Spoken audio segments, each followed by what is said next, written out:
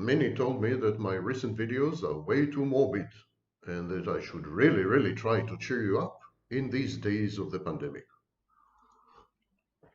So I settled on a joyful topic: disease and illness and their relationship to our inherent, inbuilt narcissism. You all know that everyone has healthy narcissism.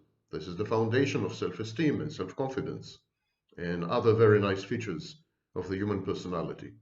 So how do we cope with challenges to our narcissism, challenges to our self-esteem and self-confidence? The biggest of which is, of course, being disabled, being ill, being unable to function normally. Let's start with a basic fact. We are all terminally ill. It is just a matter of time before we all die. So from the moment we are born, we are on our way to dying. That is a fact that we tend to suppress and negate. We tend to pretend that we will live forever. We plan ahead. We make predictions. We act on them. And we trust fully that we're gonna wake up tomorrow morning. These are, of course, ludicrous assumptions. They are statistically founded, perhaps, but there's no certainty there. Aging and death remain almost as mysterious as ever. We feel awed and uncomfortable when we contemplate these twin afflictions. We are even trying to convert aging into a disease, and saying aging is a kind of illness. And the reason we do this is in order to buttress and enhance our omnipotent grandiosity. Because if aging is an illness or a disease, then obviously there will be one day a cure and we will all live forever. Whether happily or not remains to be seen. Indeed, the very word disease, the very word denoting illness, contains its own best definition. This is not easy. There's a mental component of lack of well-being, and this mental component must exist subjectively. The person must feel bad in order to be sick, must experience discomfiture for his condition to qualify as a disease. And to this extent, we are justified in classifying all diseases as actually spiritual or mental. Because without this component, there's no disease. We see this in the pandemic. Many people have the virus, but they're asymptomatic. Because they're asymptomatic, they feel well. They don't cough, they don't sneeze, they don't infect anyone. And so they are not diseased. Is there any other way of distinguishing health from sickness, a way that does not depend on the report that the patient provides regarding his or her subjective experience? Can we come up with some kind of objective test or something? Well, some diseases are manifest. Other diseases are latent or imminent or asymptomatic or presymptomatic. Consider, for example, genetic diseases. They can exist unmanifested for generations. Hemophilia. This raises the philosophical problem of whether a potential disease is a disease. AIDS and hemophilia carriers, are they sick? Should they be treated clinically and ethically speaking? Typhoid Mary, she was isolated on an island, imprisoned, not because she did anything wrong, but because she was rumored to have spread typhoid around. She was a carrier. She was a super spreader. But these people, Typhoid Mary including, experienced no disease. She constantly protested. She said, "What are you doing? I didn't do anything wrong." They experience no disease. They report no symptoms, and there are no evident signs. Similarly, in mental health, narcissism don't feel that they are ill or they're sick. On the contrary, they believe that the constellation of their symptoms, the syndrome of narcissistic personality disorder, is actually an adaptation, an evolutionary advantage. Something that puts them on the right path, the next step in the evolutionary ladder. So on what moral grounds can we commit these people to treatment? Can we, at some stage in the future, force psychopaths and narcissists to, I don't know, self-quarantine or receive treatment? Today, in incarceration facilities, in penitentiaries and prisons, psychopaths are forced to receive mental health treatment as a condition for probation and parole or release. Should this be extended generally to all psychopaths and all narcissists? Aren't psychopaths and narcissists a kind of carriers of a disease that potentially is much worse than COVID-19? On the grounds of the greater benefit, can't we demand that people be treated? Carriers threaten other people. They must be isolated, otherwise neutered somehow. The threat inherent in carriers must be eradicated. Now, this is a dangerous moral precedent, and what we call in philosophy, in ethics, we call it a slippery slope. All kinds of people threaten our well-being. I don't know, unsettling ideologies, demagogues, conspiracy theories, the mentally handicapped, and of course our neighbors, not to mention many politicians. Why should we single out our physical well-being as worthy of privileged moral status? Why is our mental well-being, for instance, of less importance? Why not quarantine or self-isolate or social distance people who endanger or threaten our mental well-being? Moreover, the distinction between the psychic and the physical, psychological and the physical, is hotly disputed philosophically. The psychophysical problem is as intractable today as it ever was, if not more so. It is beyond doubt that the physical affects the mental, and the other way around is also true. The mental affects the physical. This is what disciplines like psychiatry are all about. That's why we give psychopharmacological medications. We give you antidepressants because we think the medicine, which is a very, very physical thing, ask any pharmaceutical industry, physical and lucrative. We give you these pills because we believe they will have a mental effect on you. The ability to control so-called autonomous body functions, such as, I don't know, heartbeat, pulse, blood pressure, even breathing in case of catalepsy, self-induced catalepsy. Some people can control these autonomous body functions. And there are also mental reactions to pathologies of the brain. And all these are proof of the artificialness of the distinction between body and mind. The mind is an artifact of the body. And in the East, they would say it's the opposite. The body is an artifact of the mind. The body is a agglomeration of systems. Agglomeration of systems that function together, perhaps because there's an organizing principle. And the organizing principle can be the mind.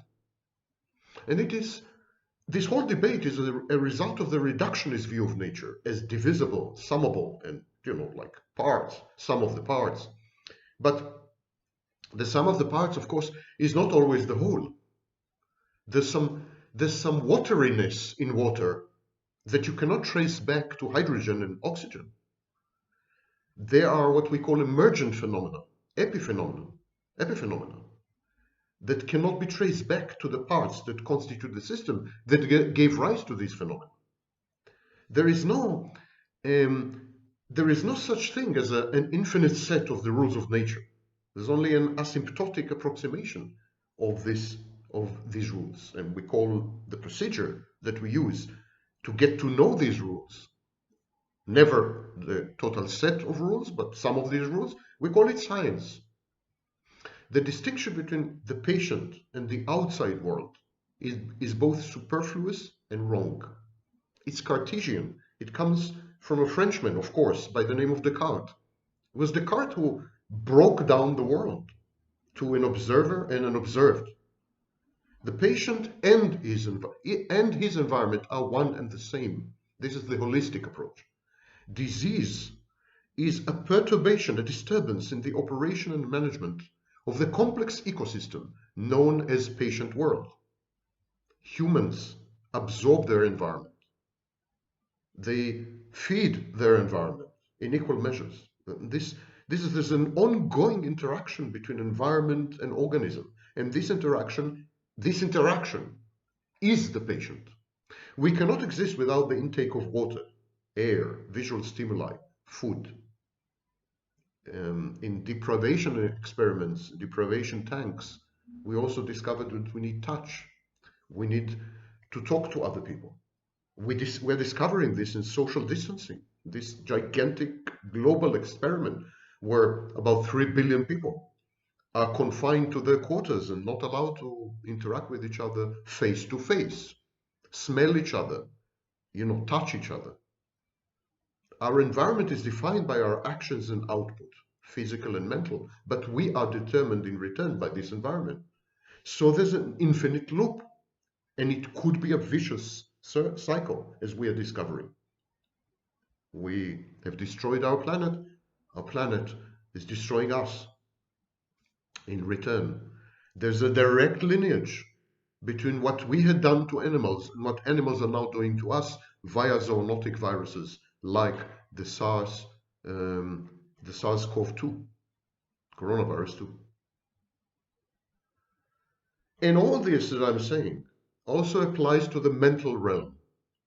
Our mind is a hive. It's a beehive.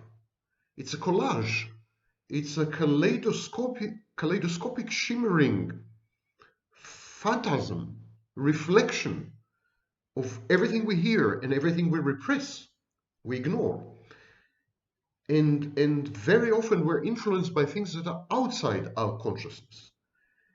We are integrated deeply with our environment also mentally.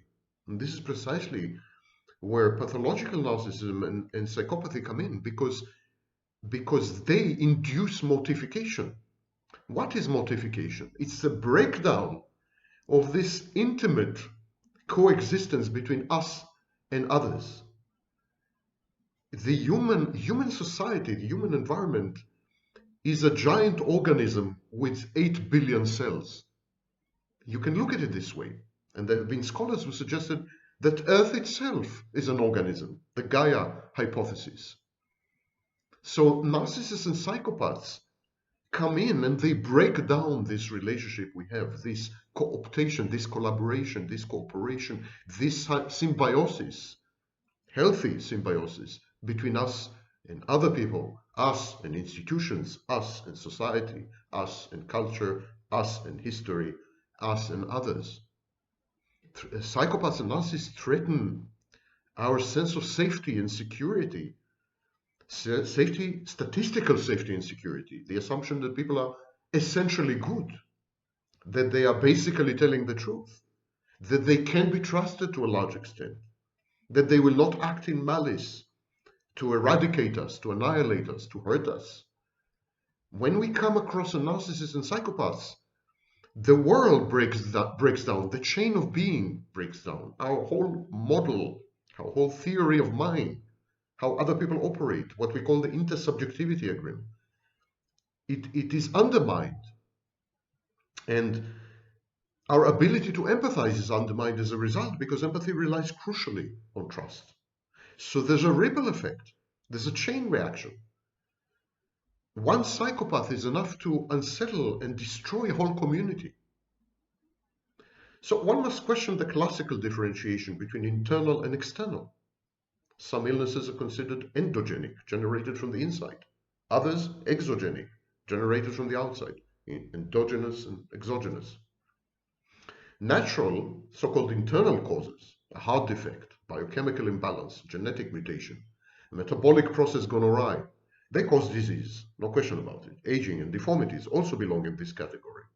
In contrast, problems of nurturance and environment, early childhood abuse, for instance, malnutrition, domestic abuse and violence, they're external. And so they are the classical pathogens. They are mental health pathogens. They're exactly like viruses and germs. Viruses and germs are classical pathogens, disease-inducing organisms. What about accidents? It's the same. Accidents are the same. First, because most accidents are preventable. And therefore, there's an element of deliberation in an accident. A decision to let go, for example, of caution, recklessness. Natural disasters are perhaps the only category that falls out of all this. But viruses are not natural disasters. They're not natural disasters, not in the sense that they're not natural. They're not man-made. No laboratory has released these viruses.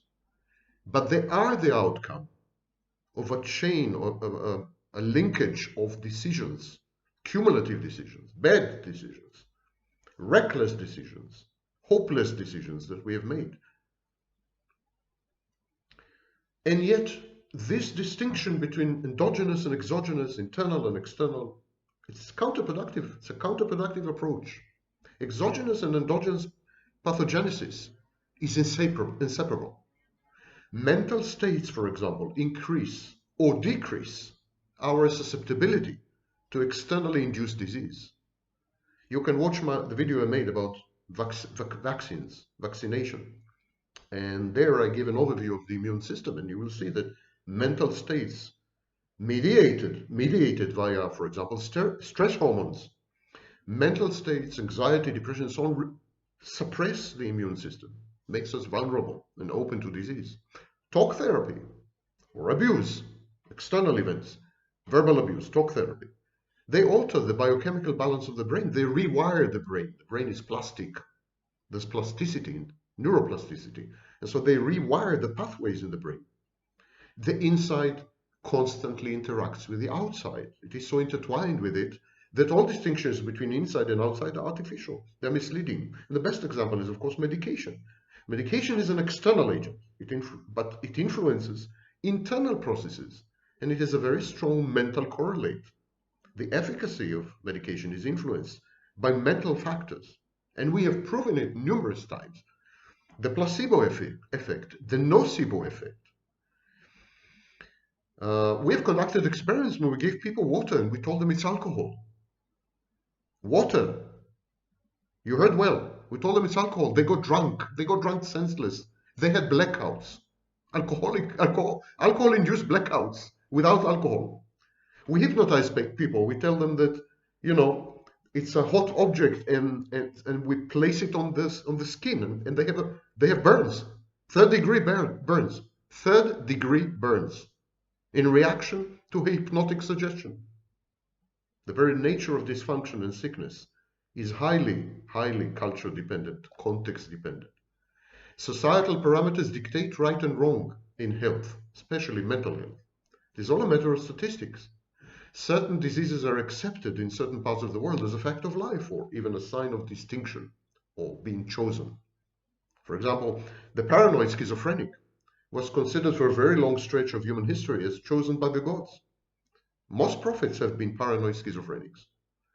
If there is no disease, there is no disease. That the physical or mental state of a person can be different does not imply that it must be different, or even that it is desirable that it should be different. Depends. In an overpopulated world, sterility might be the desirable thing. We may come to a situation where we encourage people to be sterile. China had a one-child policy for a very long time. You know what? In an overpopulated world, overpolluted, overflowing, where resources are not allocated rationally, because had they been allocated rationally, we could have supported a population of 30 or 40 billion. But they're not allocated rationally. 1/3 of all food is thrown to the garbage, for example. Fact, shocking fact. Well, that's the state of the world. Then in this kind of world, the occasional pandemic is not such a bad thing. There is no such thing as absolute dysfunction. Absolute right, absolute wrong, absolute black, absolute white. This is a splitting infantile defense mechanism to think this way. We call it dichotomous thinking. The body and the mind always function, and they always function together. They adapt themselves to their environment. And if the environment changes, they change. Personality disorders are the best possible response a child has to abuse. Personality disorders are adaptive. That's why they're so difficult to heal and eradicate later in life, in adulthood. Because for a very long period of time, they had worked. They did their job. They protected the child. They shielded the child. Cancer may be the best possible response to carcinogens. And also, cancer may be the way that evolution experiments with mutations. Cancer may be good for us as a species, bad for some individuals, no doubt. Aging and death are definitely the best possible response to overpopulation. No one would dispute this. My biggest nightmare is the resurrection after the day of judgment. Because statistically on Earth, the total number of people who had ever lived is about 80 billion. Imagine all of them coming back to life. Perhaps the point of view of the single patient is incommensurate with the point of view of the species, but this should not serve to obscure the issues and derail a rational debate. As a result, it is logical to introduce the notion of positive aberration, positive abnormality. Certain hyper or hypofunctioning can yield positive results. They can prove to be adaptive. The difference between positive and negative aberrations can never be objective. Nature is morally neutral and embodies no values, no preferences, definitely not ours. Nature simply exists. We, human beings, impose, I would say, our value systems, prejudices, priorities, biases into our activities, including our science. Don't think that science is kind of immune to all this. It is better, for example, consider the sentence, it is better to be healthy. Because why? Because we feel better when we are healthy. It's a very circular argument. It's better to be healthy because we feel better when we are healthy. And there's no other criterion. I mean, can you convince me that it's better to be healthy? Well, it's better to be healthy because when you're healthy, you're better. If the patient feels good, it is not a disease, even if we all think it is, for example. If the patient feels bad, ego dystonic, unable to function, it is a disease. Even when we all think it is not a disease. That's a problem with depressed people. They come to therapy. Depression, we now know, is essentially a biochemical disturbance of the brain. It's a physical thing. It's a biological, clinical entity. So depressed people come to the therapists, and they say, you know, I'm depressed, I'm this and that. And the therapist says, but why are you depressed? Everything is wonderful in your life. So if there is a disease there, even if we all agree that there shouldn't be. Needless to say that I'm referring to this mythical creature, the fully informed patient. If someone is sick and knows no better, has never been healthy, then his decision should be respected only after he's given the chance to experience health. That's why euthanasia is a serious problem, because in many cases the patient has never experienced health, has never experienced the alternative, or believes that there is no alternative when actually there is. All the attempts to introduce objective yardsticks of health are plagued and philosophically contaminated by the insertion of these values, preferences and priorities and biases into the formula. We subject the formula to these yardsticks or benchmarks. There's nothing objective in it. When we talk about health, is it desirable? What is a state of health? How can we accomplish health? What are the limits where we shouldn't, overdo it? And so all this is not an objective debate. Medical doctors can't make these decisions. That's why when I'm watching the press conferences of the COVID-19 task force, there's an enormous confusion between objective medical facts and value systems. Values can never be imposed by a central authority, by any authority, because that's the very definition of a loss of freedom. And so sometimes we attempt to define health as an increase in order or efficiency of processes or functioning, as contrasted with illness, which is a decrease in order, increase in entropy, decrease in efficiency of processes, decrease in function. Well, first of all, it's disputable. There are many diseases which actually increase function. For example, autists are very good with mathematics. And narcissists and psychopaths thrived in Nazi Germany. So not all diseases are, So first of all, it's disputable. But there's also, this dichotomous dyad also suffers from a series of implicit value judgments. For instance, why should we prefer life over death? Why order is better than entropy, disorder, chaos? And why efficiency is preferable to inefficiency? For example, there are many cultures and societies and civilizations where to be efficient is to sacrifice other very important values such as, community, family. We are a very efficient society in the West. But do we have a society? Do we have a community? Is anyone happy? Is anyone happy? 20% of adults in the United States are diagnosed with clinical depression. It is estimated that another 20 to 30% have anxiety disorders. And yet, it's a highly efficient, the most efficient society in human history. So maybe efficiency or functioning is not such a good thing. Health and sickness are different states of affairs. Whether one is preferable to the other is a matter of the specific culture and society and context in which the question is posed. There's no universal answer. Yes, health is always better than disease. Not true. Health and its lack, they are determined by employing three filters, as it were. First of all, is the body affected? Second, is the person affected? This is the bridge between physical and mental illnesses. And finally, third question, is society affected? The greater good. In the case of mental health, the third question is often formulated as, is it normal? Is it statistically the norm of this particular society in a particular time? We must rehumanize disease. We live in a culture that rejects critical component of life, disease and death. There is no life without disease and death. It's as important as love, as important as procreation, children.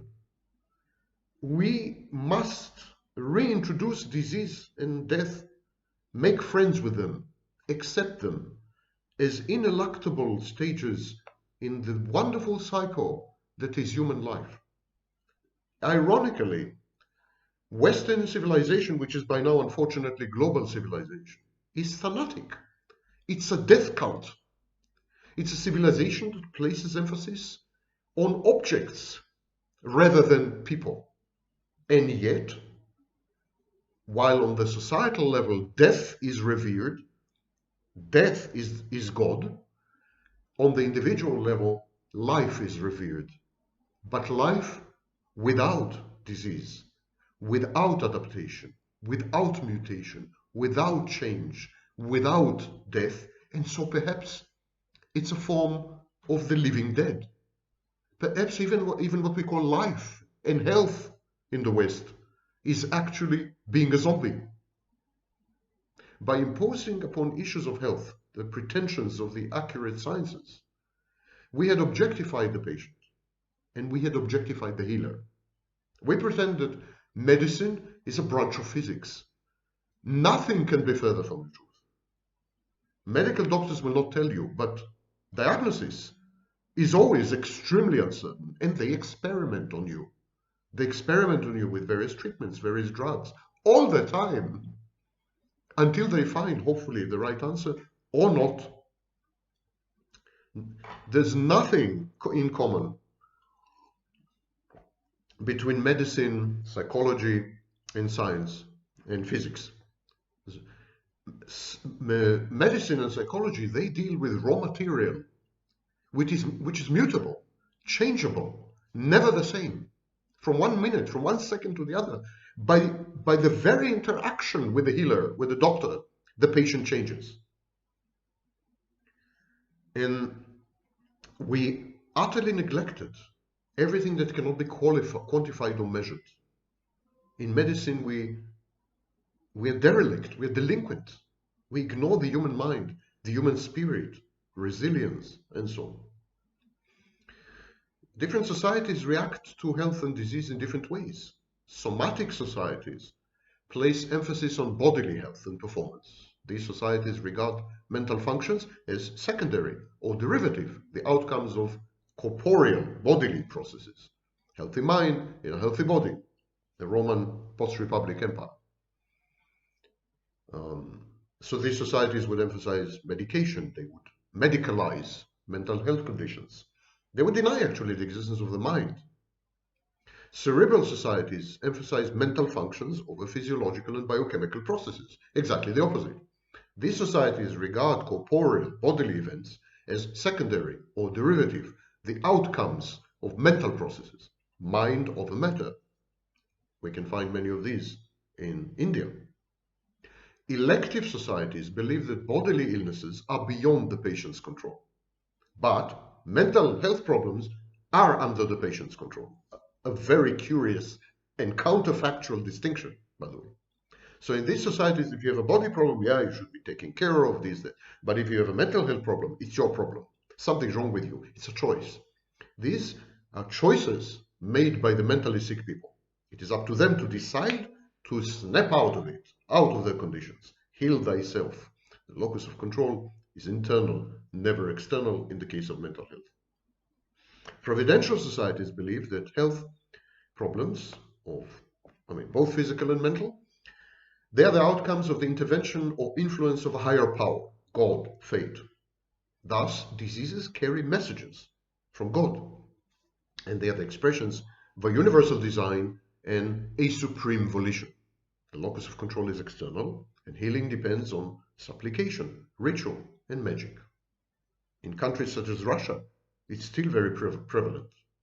And finally, medicalized societies believe that the distinction between physiological disorders and mental disorders, dualism, this distinction is spurious, is wrong, and is a result of our ignorance. All health-related processes and functions are bodily. There's no such thing as mental. They're all grounded in human biochemistry and genetics and in hardware. Wetware is hardware. There's nothing there. What we call the mind is our experience of our own hardware. So it's just a label. It doesn't describe anything ontological, any real entity. As our knowledge regarding the human body grows, many dysfunctions hitherto considered mental will be reduced to their corporeal body components. So we used to think that schizophrenia, paranoia is a mental disorder. Now we know it's actually a disorder of the brain. Same with depression, and shortly with anxiety. So many so-called mental health disorders are fast becoming actually medical problems. Same as tuberculosis or COVID-19. But what about the subjective experience of disease? How does the patient feel? There is one place in which one's privacy, intimacy, integrity, and inviolability are guaranteed, and that is one's body. The body is a unique shrine, it's a temple. It's a familiar territory of sensor and personal history. The process of chronic disease or any disease, it invades the body, it defiles the body, desecrates this shrine. And it does it publicly, enhancing the sufferer's sense of helplessness and utter humiliation. It's, in other words, a narcissistic mortification. Hence the all-pervasive, long-lasting, and frequently irreversible effects and outcomes of illness, whether short-term but threatening and abrupt, like COVID-19, or long-term and intractable. In a way, the patient's own body is rendered his worst enemy. It is corporeal bodily agony that compels the patient to mutate, his identity to fragment, his ideals and principles to crumble. The body becomes an accomplice of the affliction, an uninterruptible channel of communication between the patient and that which threatens the patient, the threat, the horror out there. The body becomes a treasonous, toxic, poison territory, not a friend. We make friends with our body. We have the proprioception. We have a map of our body in our mind. That's why when something is amputated, we still feel it because it's in the map. The map survives. The map survives any mutilation. And we still interact with a missing arm because we interact via the map, not via the arm. And so we are very intimately, the most intimate relationship we have is with our body. So a disease fosters a humiliating dependency of the diseased and the abused and the patient on medicines, on doctors, on bureaucracies, on therapists. The impersonal character of modern healthcare systems objectifies the patient, and it further adds to his or her alienation. Anyone who has had a mental health problem and had to resort to bureaucracies, government bureaucracies, and so on, know what I'm talking about.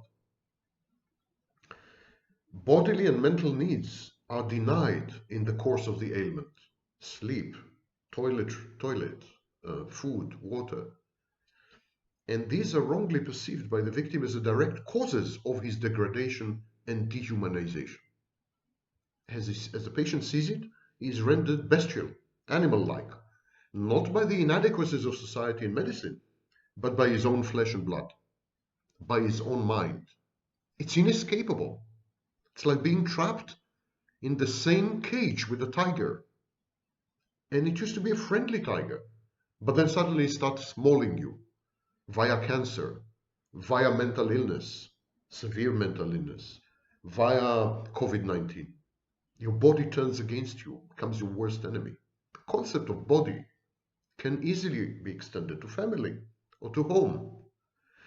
One's sickness often affects kin and kith, compatriots or colleagues. We see it today in the age of social distancing and when whole societies are trying to cope with the disease of a few. And yes, COVID-19 is a pandemic, but very few people have been affected. 4 million people have been diagnosed. And of these 4 million people, 280,000 died. I know these are shocking numbers, but they're not far in excess of a bad season of flu. Last year, 2019, 650,000 people died of the flu and its complications. So, and yet we are all reacting with hysteria, with mass panic, because a disease is never the patient's, as I said at the very beginning. A disease is a systemic thing. The whole system gets diseased, infected, contagion is society-wide, family-wide, community-wide. That's why we cannot isolate mentally ill patients. We can't say, okay, the narcissist can be put aside, the psychopath can be sequestered. We can't do this. The inexorable processes of degeneration and decrepitude, mental and physical, they disrupt the continuity of surroundings, habits, appearances, relationships with others. And that quote is not mine. It's the CIA. The CIA has a torture manual, believe it or not. And this is lifted from there. There's a sense of cohesive self-identity, and it depends crucially on the familiar, on the continuous. That's why dissociation in borderline is so destructive that 11% of borderline patients commit suicide. By attacking both one's biological body and one's social body and one's mental body, the patient's psyche is strained to the point of dissociation. Beatrice Patsalidis describes this transmogrification in her wonderful article, wonderful paper, Ethics of the Unspeakable, Torture Survivors in Psychoanalytic Treatment. But it applies equally well to hospital settings, for instance, to mental asylum, to the patient's deathbed, and to families where there is an abuser, abusive relationships with CPTSD, complex post-traumatic stress disorder, on the one hand, and a psychopathic narcissist on the other. So what I'm about to read applies to this as well. And she says, as the gap between the I and the me deepens, dissociation and alienation increase. The subject that under torture, under disease, under abuse, I'm adding, the subject that under torture was forced into the position of pure object has lost his or her sense of interiority, intimacy, and privacy. Time is experienced now in the present only, and perspective, that which allows for a sense of relativity, is foreclosed.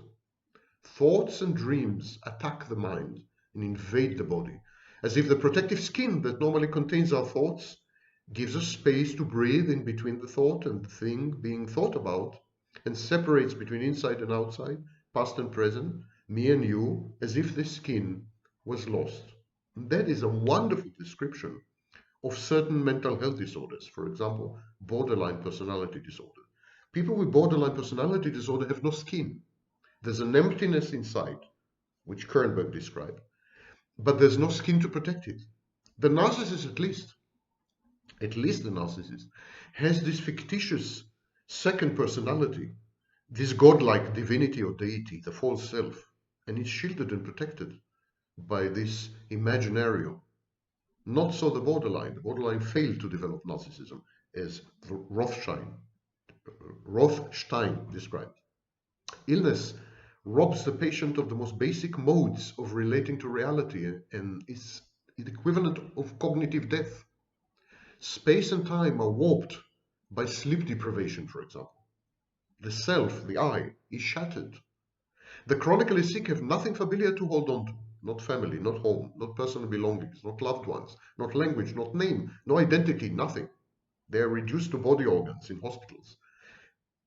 Patients of COVID-19 had to die alone, as no one could get near them, was allowed to get near them.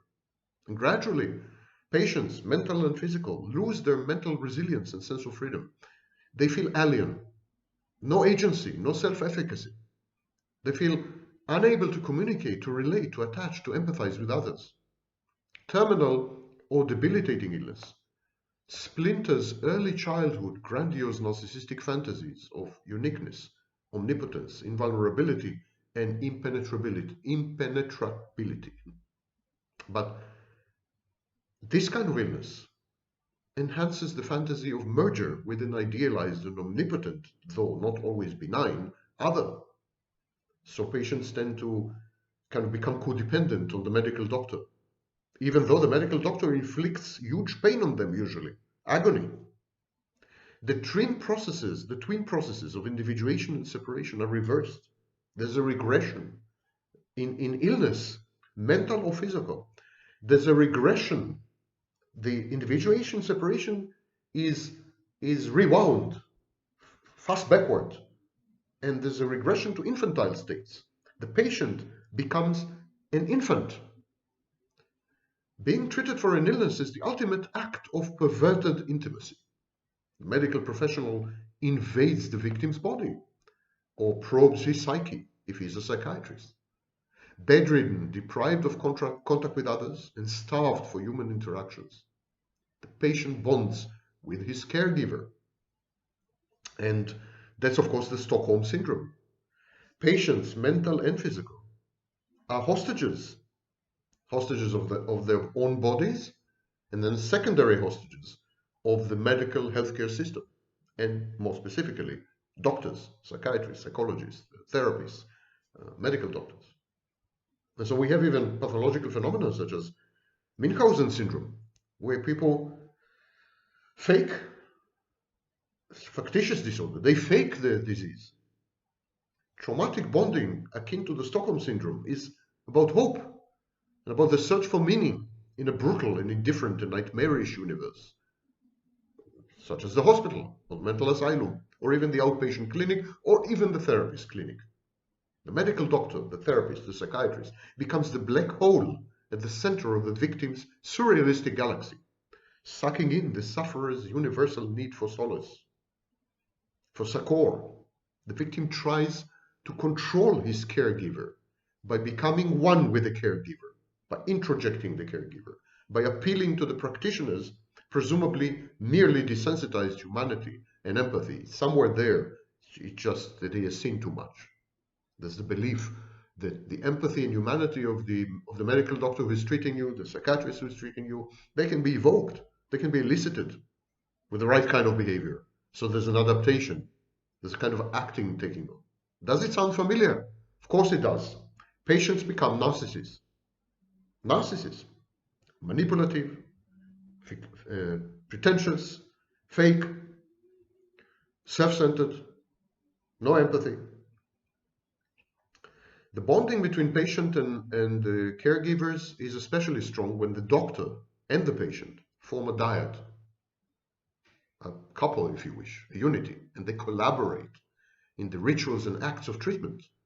For instance, when the victim is asked to select the implements and the types of surgery to be inflicted, or to choose between two equally vile and agonizing cures, or when the patient strikes a therapeutic alliance, so-called, with a therapist, as though they are as though they are equipotent, they have the same power.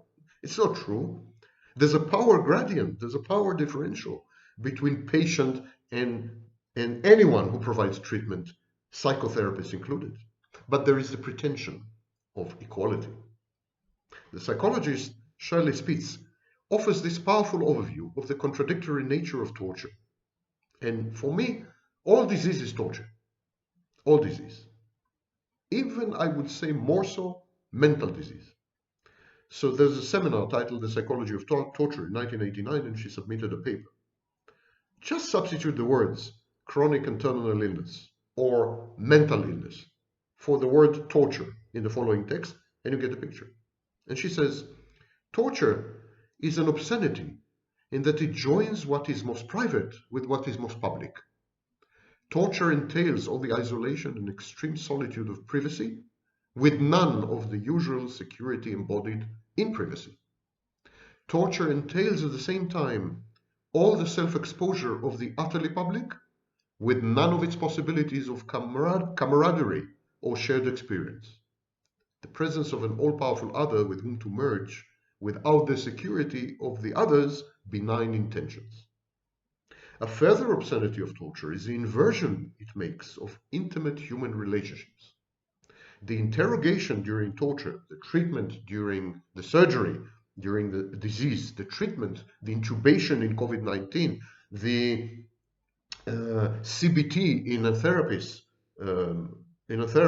setting, they are all forms of a social encounter in which the normal rules of communicating, the normal rules of relating, of intimacy, are manipulated.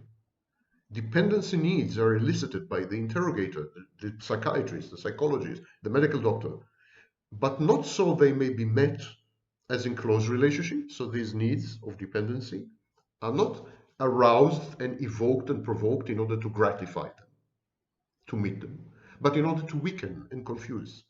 Even in therapy, by the way, it's a parenthesis, my parenthesis. Even in therapy, we very often weaken the patient by taking away his defenses or her defenses. Coming back to the text, Spitz. Independence that is offered in return for betrayal is a lie. Silence is intentionally misinterpreted, either as confirmation of information or as guilt for complicity. Torture combines complete humiliating exposure with utter devastating isolation. The final products and outcome of torture are a scarred and often shattered victim and an empty display of the fiction of power. Applies perfectly to a lot of therapy, a lot of medical treatment in hospitals and so on. Obsessed by endless ruminations, demented by pain and a continuum of sleeplessness, the patient regresses, shedding all but the most primitive defense mechanisms. Infantile defense mechanisms, again, back to childhood, splitting, narcissism, dissociation, projective identification, introjection, cognitive dissonance. The sick person constructs an alternative world, suffering in extremis from depersonalization, derealization, dissociative amnesia, hallucinations, ideas of reference, delusions, and finally, psychotic episodes. Some patients actually refrain. They say, pain is not bad. I like pain. I crave pain. And so they self-mutilate, or they attempt suicide, or they become masochists. Because adopting pain, making pain yours, owning pain, is a form of reasserting control. Remember previous videos? External mortification is difficult to cope with. It's difficult to feel helpless. It's difficult to feel disempowered. So you create an internal mortification. You say, actually, whatever happened, I made it happen. It's my fault. I led to it. I controlled it. Pain? It's nothing. I love pain. Give me more. Give me more. I want pain. It's proof and reminder of the individuated existence of such people. And because the incessant process of disease blurs the boundaries between you and the world, between you and others. You feel that you are disintegrating, that you are dissipating, you are like diluted in some kind of a universal fluid. So this is owning pain, embracing pain is a way to actually look at me, look at it as a physical manifestation. It's a way to create a boundary. Pain shields the sufferer from disintegration and capitulation. It preserves the veracity of his unthinkable and unspeakable experiences. Pain is like a decoration for valor, a medal, medal for courage under fire. something to be proud of, something to flaunt. And you know all these patients that never stop talking about the disease and how horrible the disease, what happened to them was, and they go into details and they give you all the very disgusting, because they're proud of their disease. Of course, this applies to mental health as well. Psychopaths and narcissists are very, very proud of who they are. They are in love with their disorder. They affect their disorder.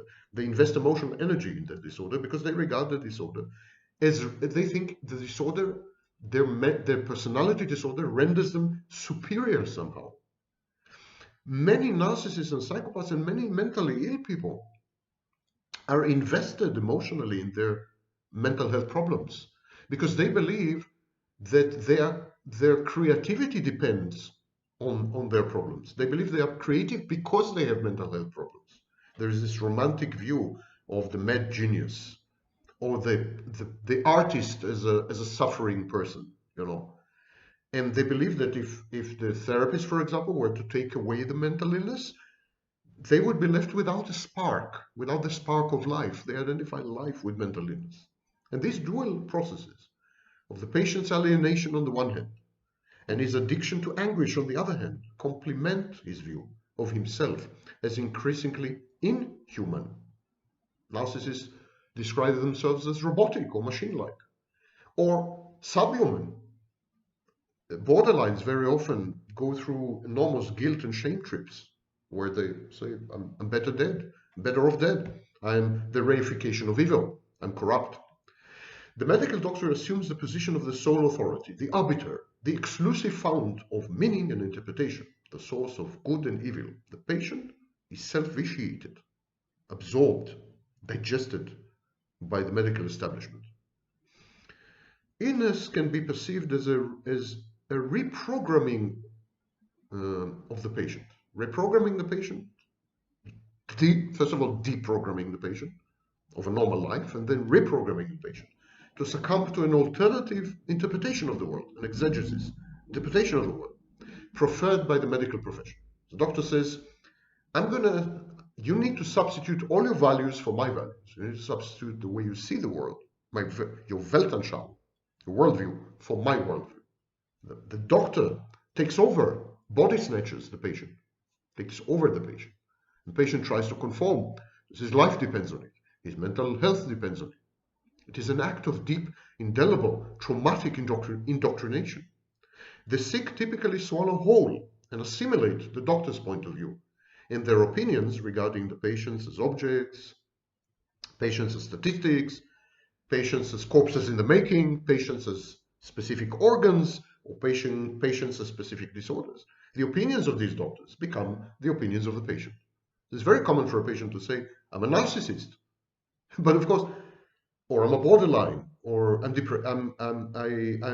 depressed. But of course, depression, narcissism, borderline, this is not the patient. This is what the patient has. That's the therapist's view of the patient, and the patient adopts it.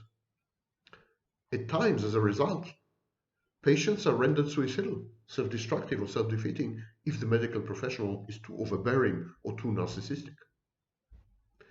The situation is even much worse with mental illness, because mental illness is a form of chronic illness. Chronic disease has no cut-off date, no hopeful horizon, not even death. The sounds, the voices, the smells, the sensations, the cognitions, the emotions, they reverberate long after each episode has ended, both in nightmares and in waking moments. The patient's ability to trust, the rationality and benevolence of the world is irrevocably undermined. Social institutions are perceived as precariously poised on the verge of an ominous, Kafkaesque mutation as an impending doom and threat. Nothing is safe, nothing is credible anymore. Long-term patients typically react by undulating between emotional numbing and increased arousal, insomnia, irritability, restlessness, attention deficits. Recollections of the traumatic events intrude in the form of dreams, night terrors, flashbacks, distressing associations. Sick people develop compulsive rituals to fend off obsessive thoughts, intrusive thoughts, rumination. Other psychological sequelae reported include cognitive impairment, reduced capacity to learn, memory disorders, sexual dysfunction, social withdrawal, inability to maintain long-term relationships, or even mere intimacy, phobias, ideas of reference, superstitions, delusions, hallucinations, psychotic microepisodes, emotional flatness, etc., etc., etc. Depression and anxiety are very common. These are forms and manifestations of self-directed aggression. The sufferer rages at her or his own victimhood and at the resultant multiple dysfunctions, lack of self-efficacy, lack of agency, autonomy, personal autonomy. I mean, it's infuriating that you can't act upon the world, make sure that you extract from the world what you need at the very least. The patient feels shamed by his new disabilities and responsible or even guilty for them, somehow for his predicament and for the dire consequences borne by his nearest and dearest. The patient's sense of self-worth and self-esteem are crippled, and of course, patients react with narcissistic defenses to all this. The terminally and chronically ill suffer from complex post-traumatic stress disorder. Their strong feelings of anxiety, guilt, and shame are also typical of victims of childhood abuse, torture, domestic violence, and rape. Patients feel anxious because the disease's behavior, progression, and trajectory are seemingly arbitrary and unpredictable, or mechanically and inhumanly regular. But notice the phrase, the disease's behavior. It's like the disease is anthropomorphized. It's like we humanize the disease. We make it into an entity. Very frequently when you talk to mental health patients, they talk about the disease and also physical body, with body afflictions. Patients, they talk about the disease or affliction as separate from them, as a kind of, here it is, it's kind of an entity, objective, ontological entity that is threatening them. It's again regression to childhood when we had monsters lurking in the cupboards or under the bed. Patients feel guilty and disgraced because to restore a semblance of order to the shattered world and a modicum of dominion over their chaotic life, you know what, over their body functions, they need to transform themselves into the cause of their own degradation and the accomplices of their torment. And this is where it ties in with external mortification and internal mortification. They can't accept the external mortification. They can't accept their victimhood. So they internalize the mortification. They say, it's all my fault. I led to it. I made it happen. I'm bad. I'm evil. I'm stupid. Inevitably, in the aftermath of bodily trauma and protracted illness, the victims feel helpless and powerless. And this loss of control over one's life and body is manifested physically in impotence, for example, erectile dysfunction, attention deficits, insomnia. This is often exacerbated by the disbelief many patients encounter when they try to share their experiences, especially if they are unable to produce scars or other objective proof of their ordeal. This is very common in mental health. Language cannot communicate such an intensely private experience as pain, and patients are variable. No single list of symptoms or criteria can capture a clinical entity, not even a body clinical entity. There are atypical everything, atypical dermatosis, atypical tuberculosis, atypical cancer, everything has atypical things. Even COVID-19 already has an atypical variant that is afflicting children. The aforementioned speech makes the following observation. Pain is also unshareable. You can't share it. It is resistant to language. All our interior states of consciousness, emotional, perceptual, cognitive, and somatic, can be described as having an object in the external world. This affirms our capacity to move beyond the boundaries of our own body into the external shareable world. This is the space in which we interact and communicate with our environment. But when we explore the interior state of physical pain, we find that there is no object out there, no external referential content. Pain is not of or for anything. Pain is. And it draws us away from the space of interaction, the shareable world, inwards. Pain draws us into the boundaries of our own body, not outside towards others. Bystanders resent and shun the sick because they make them feel anxious, and also because they feel guilty somehow. The ill, sick people, especially mentally ill, threaten the healthy person's sense of security and her much needed belief in predictability, justice, and the rule of natural law. The patients, on their part, do not believe that it is possible to effectively communicate to outsiders what they have been through or are going through. The torture chambers known as hospital wards are another galaxy. This is how Auschwitz was described by the author Zetnik in his testimony in the Eichmann trial in Jerusalem in 1961. He said that Auschwitz was another galaxy, another planet. But more often, continued attempts to repress fearful memories result in psychosomatic illnesses, conversion symptoms.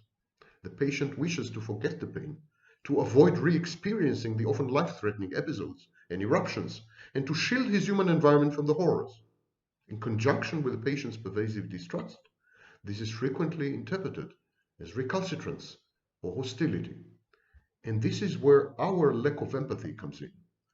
We can't really empathize with other people who are sick, bodily sick or mentally sick, because these are abnormal states, these are aberrations. We have never been there, even if we have been there. Pain is an idiosyncratic. It's ours and only ours to experience and to own. And this perhaps is the biggest lesson we all can have when we are dealing with the outcomes of pain, such as narcissists and psychopaths. These are victims. These are post-traumatic states. The psychopath has genetic component, brain dysfunctions, but still, we should not, of course, let ourselves become victims, but we should absolutely not demonize disease in all its forms.